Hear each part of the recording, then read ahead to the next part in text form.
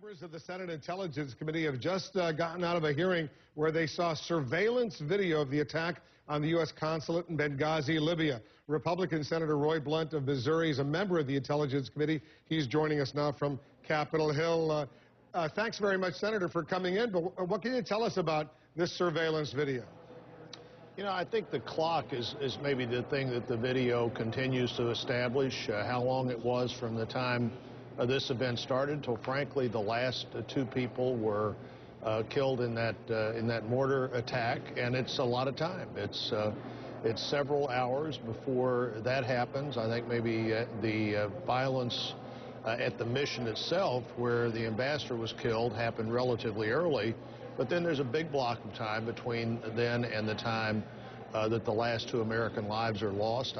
One of the questions we need to ask is why can't we respond quicker than that? Why can't we get assistance to people quicker than that? And obviously the ongoing question is why wasn't there more security there before this event occurred? And then, Wolf, there's a question of what people thought happened, when it happened, and what they were reporting to the public and to the intelligence committees for several days later. Well, from the video that you saw, the surveillance video, is it conclusive that over those several hours, as you say, some say 6, 7, 8 hours of video that was taken, could you conclude this was a crowd spontaneously reacting to that anti-Muslim video that had been posted on YouTube, or was this a coordinated attack by terrorists with mortars? Could you make that out from the video? Well, I think from the video substantiates the more informed reporting, which is from the people on the scene, and that is it clearly was not a demonstration.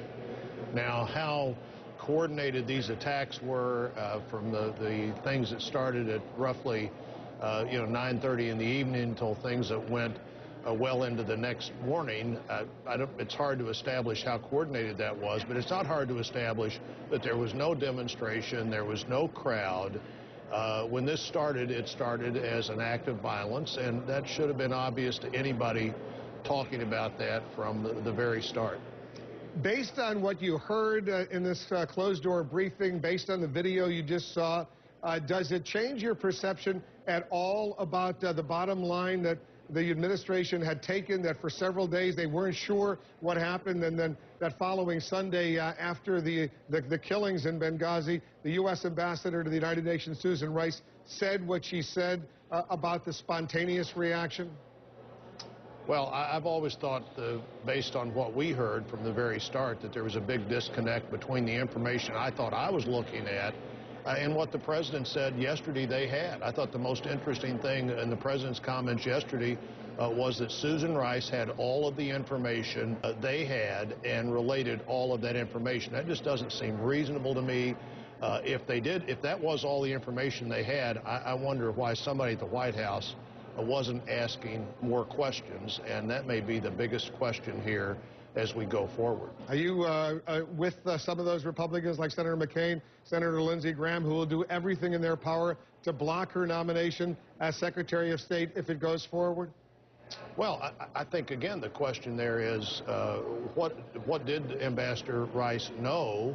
Why is that what she knew?